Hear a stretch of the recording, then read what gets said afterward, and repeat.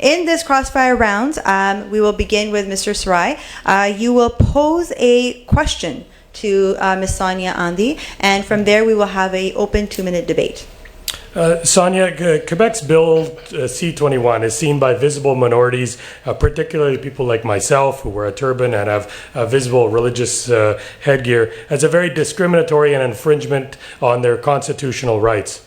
All parties have condemned this act, but many have chosen not to take a strong action. In fact, the only one leader has said that they will take this they'll take this federally if all other measures fail, and that is Justin Trudeau. Can you tell me why Jasmeet Singh ruled out intervening in such a discriminatory policy that posed a threat to minorities of all faiths?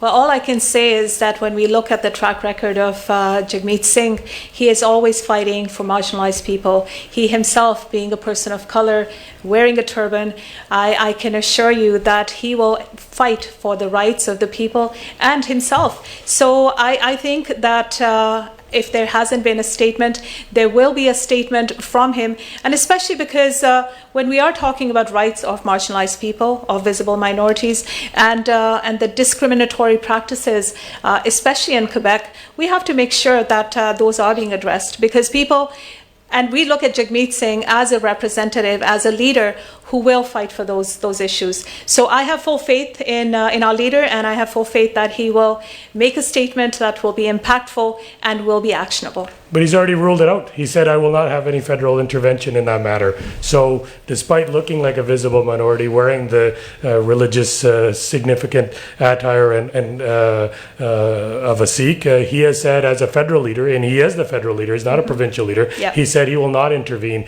in that. And that's simply just to get votes in that province or for some other reasons. But what do you have to say to Amrit Kaur or others who had to leave the province and lose their jobs because of such discriminatory practice, that your federal leader has said he will not intervene in that? Well, I can only assure you that for me as a representative, we will make sure that people are not discriminated against. And so if he has taken that stance for now, and I can also say that Mr. Trudeau has also made different statements at different times in order to win the votes. Okay, so Sonia, sorry, thank you so much. The time is now up. We just want to remind all of our candidates that when you hear that bell, that is a 30-second warning to wrap up your thoughts. At that point, when you hear the buzzer, your mic is then silenced. So now we'll move on to Ms. Sonia Andy. Sonia, you may pose a question to which there will be a 2-minute open debate. Okay. So the NDP has pledged to eliminate prescription drug costs, and Mr. Trudeau and the Liberal government have been promising to lower drug costs since 2015. So after 6 years, we're hearing the same promises from your party. Why should Canadians believe that you will follow through with that promise now?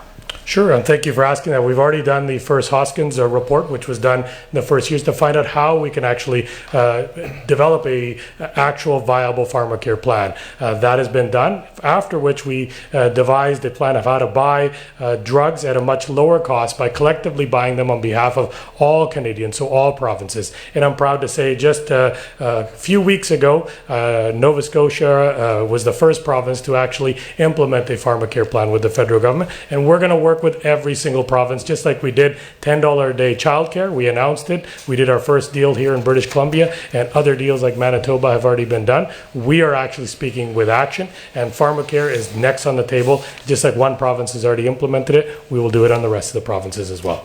Right, and so, however, we have seen that pharmacare has been on the table for many years. The Liberals have been promising that for many years. What we tend to find is that when it's election time, that's when a lot of promises or action is taken.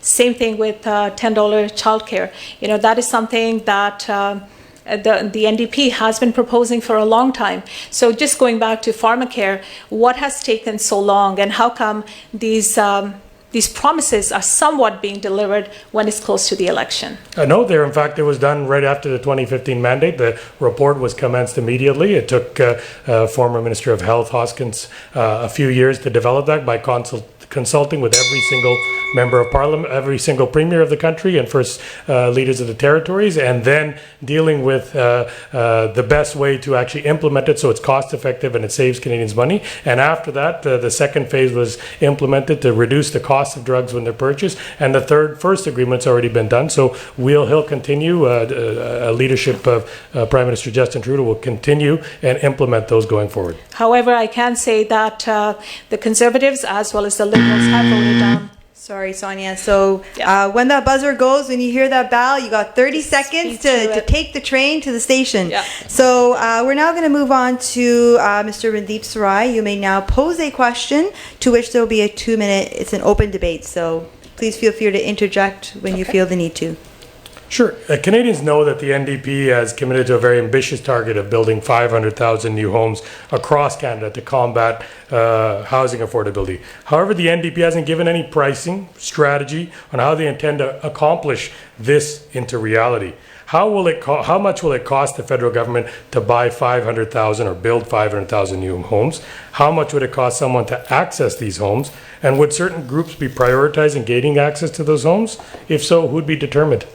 So I can definitely say that the NDP has a plan for funding the proposals that are being put forth. And the big one is that we want to make sure that we're taxing the ultra-rich, the big corporations that rarely contribute, that rarely pay any taxes. So there is a huge amount of money that has lied, that has not been accessed for the average Canadian. So we're always concerned about how the average Canadian and their taxes will be increased. So that is where I feel the money will come from. But of course, the details will be released later, but I can say that in fact, the NDP is the only party that has a plan for how these proposals will be funded. Whereas when we look at the Liberals or the Conservatives, there really is no plan about how all of these, the actions or the promises will be delivered to Canadians. I've looked at your plan. I've went through the NDP platform even today prior to coming. I could see no cost in it. I saw no plan in it. I don't know how much it's going to cost. Your platform's already out. Ours is expected to come out shortly. So how is a Canadian to decide on what your plan's going to be? How can they know what it's going to cost, how much you're going to get from the ultra-rich, and how much is it going to cost to build those houses, and where are you going to get the resources to do it, and how much will it cost? I'm baffled at that because you've already unveiled your platform, but there is no numbers in there. Right, and I think what is really telling is that the Liberals have still not unveiled their platform. We're 2 weeks into the election, and we still don't know what the Liberals stand for. Well, we have a national housing strategy. We've committed $70 billion. $3 billion's already come in British Columbia. Hundreds of homes have already been developed here in Surrey for affordable housing. We've had transitional homes for women. We've had homes for at-risk youth. And but I don't see any dollar, any amount at all under the NDP plan. And so I'm still baffled to see where you're going to get the money and how much it's going to cost. We have a plan, and we have actually unveiled that in our platform, whereas the Liberals have not even disclosed.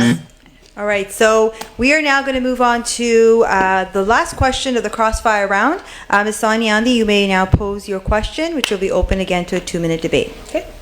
So the Liberal and Conservative parties having a track record of giving the ultra-rich a free ride. You voted against taxation. You've allowed billionaires to get richer through the pandemic. How is your party planning to make life affordable for Canadians? How will you pay for the supports we desperately need? So I can proudly say that we've lifted 1.3 million people out of poverty in the last 6 years, 435,000 children out of poverty, 900,000 adults out of poverty. This is real numbers. It's been the largest poverty reduction ever in the history of Canada. This is the type of real numbers that need to be seen. I remember when I got elected in 2015, several schools had breakfast programs where kids were coming to school, skipping a meal, putting water instead of milk in their cereals. We don't have that severity of the problem anymore. We had a street that had we had a strip where there was Tent City in it. We immediately had 160 modular homes, 250 permanent now homes. We've actually delivered concrete results. In the pandemic, we showed that when a government is needed and needs to be relied on at the most, we can deliver. And therefore we've actually brought over 750,000 jobs back of the 3 million that were unemployed due to COVID-19. with 2.75 have already gone back to their jobs. And in BC, I can proudly say we have the same record low unemployment rate that was prior to the I pandemic think these in March numbers are 2020. really great to hear, but when we're looking at people on the streets, when we're looking at the people in Surrey Centre, the people that I work with on a daily basis, those numbers really mean not much. When I'm working with clients whose children are going home hungry, and all we're able to do is give them gift cards to just make them last for a day or two. So those numbers may be impressive, Mr. Sarai, but I don't think it's enough. I really think we've given that we have $100 to... million, just I can give in Surrey Centre alone, $109 million annually for Canada Child Benefits for the most needy. It's tax-free. It goes directly to the parents, and it goes directly to those children for their benefit. That is unprecedented. Under the Conservatives, that funding was taxed. So at the end of the year, you had to pay taxes. We've doubled and tripled that funding, and it's been the most robust I think we have to funding look for at- children and families. I think we have to look at the real... ਸਾਡਾ ਹਰ ਇੱਕ programme ਵੇਖਣ ਤੇ ਸਾਡੇ ਨਾਲ ਜੁੜਨ ਲਈ subscribe ਕਰੋ channel Punjabi ਤੇ ਨੋਟੀਫਿਕੇਸ਼ਨ ਲਈ ਬੈਲ ਆਈਕਨ ਵਾਲੇ ਬਟਨ ਤੇ ਕਲਿੱਕ ਕਰੋ।